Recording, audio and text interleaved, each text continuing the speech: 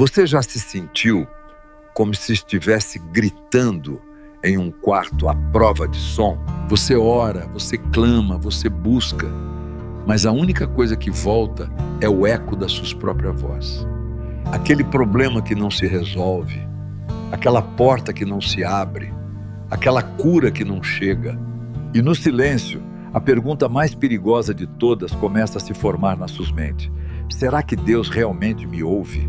Essa sensação de que suas palavras batem no teto e caem de volta, vazias, é uma das ferramentas mais eficazes do inimigo para minar a sua fé.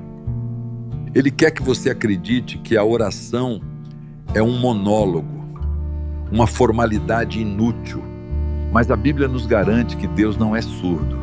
O problema, muitas vezes, não está na audição de Deus, mas na conexão. Existem ladrões, bloqueios espirituais que nós mesmos, por ignorância ou negligência, permitimos que se instalem no caminho entre nós e o trono da graça. Hoje, vamos colocar uma luz sobre as sombras. Vamos desmascarar 5 dos ladrões mais comuns que roubam a resposta das suas orações. E eu preciso te avisar, o 5º é o mais sutil de todos, pois ele se veste como um anjo de luz e se parece muito com fé, mas não é.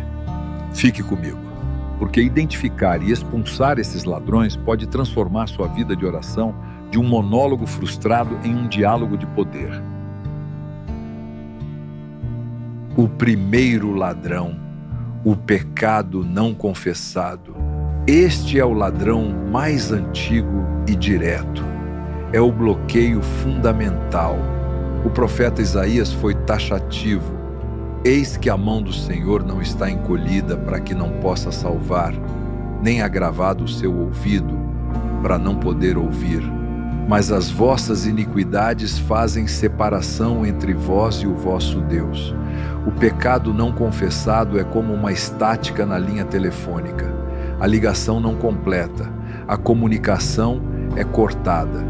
Não é que Deus se recuse a ouvir, é que o pecado cria uma barreira que nos impede de nos achegarmos a um Deus santo. Pense na história de Acã, no livro de Josué. Israel, após a vitória milagrosa em Jericó, sofre uma derrota humilhante para um pequeno povoado chamado Ai. Josué se rasga e pergunta a Deus o porquê. A resposta de Deus é direta: Israel pecou. Há anátema no meio de ti. O pecado secreto de um único homem. Acã havia roubado e escondido objetos amaldiçoados, foi suficiente para remover a bênção e a proteção de toda a nação. A oração de Josué não seria respondida enquanto o pecado não fosse removido. Você tem algum anátema escondido na sua tenda? Uma mágoa, uma mentira, um hábito impuro? Antes de pedir qualquer coisa, faça como Davi no Salmo 139. Sonda-me, ó Deus, e conhece o meu coração, e vê se há em mim algum caminho mau. A confissão é o detergente que limpa a linha para que a resposta possa fluir. O segundo ladrão, a dúvida. A oração é a linguagem da fé. A dúvida é o seu antônimo. Orar com dúvida é como tentar comprar algo com dinheiro falso. Não tem valor. Tiago, o irmão de Jesus, nos dá a instrução mais clara sobre isso. Peça, porém, com fé, em nada duvidando, porque o que duvida é semelhante à onda do mar, que é levada pelo vento e lançada de uma para outra parte. Não pense tal homem que receberá do Senhor alguma coisa. É uma das declarações mais duras da Bíblia. A dúvida anula o pedido, mas o que fazer quando a dúvida é real? A história do pai do menino endemoniado em Marcos 9 nos dá a resposta. Jesus diz a ele: tudo é possível ao que crê. E o homem, numa explosão de sinceridade desesperada, clama: eu creio, Senhor. ajuda a minha incredulidade. Ele não fingiu uma fé que não tinha. Ele apresentou sua fé misturada com sua dúvida a Jesus. E Jesus o honrou. O ladrão da dúvida é expulso não com autoconfiança, mas com sinceridade. Transforme sua dúvida em oração. Diga: Pai, minha fé é pequena.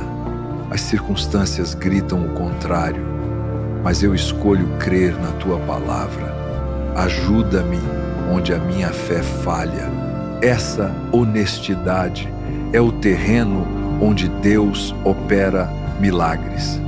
O terceiro ladrão, a motivação egoísta. Deus não é um gênio da lâmpada e a oração não é uma lista de desejos para satisfazer nosso ego. Muitas orações não são respondidas porque são fundamentalmente egoístas. Tiago ataca novamente no capítulo 4. Pedis e não recebeis, porque pedis mal, para o gastardes em vossos deleites. Pedir um carro novo para impressionar os vizinhos. Pedir uma promoção para ter poder sobre os outros. Pedir a ruína de um inimigo. Essas orações nascem no terreno do ego, não no coração do Espírito. Lembre-se da mãe de Tiago e João. Ela se aproximou de Jesus e pediu que seus filhos se sentassem, um à sua direita e outro à sua esquerda, no reino. Era um pedido por status, honra e poder. A intenção estava errada. Jesus imediatamente corrigiu a motivação deles, explicando que no seu reino a grandeza está em servir. Muitas vezes pedimos a Deus coisas que nos destruiriam. Pedimos poder que nos tornaria arrogantes, riqueza que nos afastaria dele. A oração mais segura e poderosa começa com uma verificação do coração. Antes de orar, pergunte-se: como a resposta a esta oração glorificará o nome de Deus? Como ela abençoará outras pessoas? Quando sua motivação se alinha com a glória de Deus e o bem do próximo, suas orações ganham um peso celestial. O quarto ladrão, a desistência precoce. Vivemos na era do imediatismo. Queremos respostas instantâneas. Se oramos por algo por uma semana e nada acontece, concluímos que não era da vontade de Deus e desistimos. Esse ladrão, a falta de perseverança, talvez seja o que mais rouba milagres que já estavam a caminho. Algumas respostas de oração não são um presente, são uma conquista.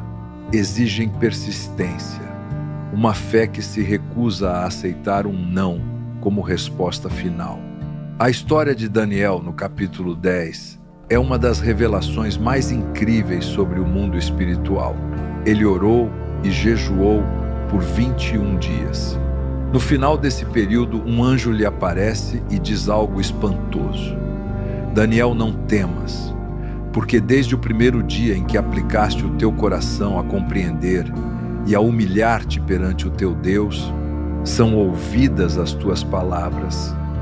E eu vim por causa das tuas palavras, mas o príncipe do reino da Pérsia me resistiu 21 dias.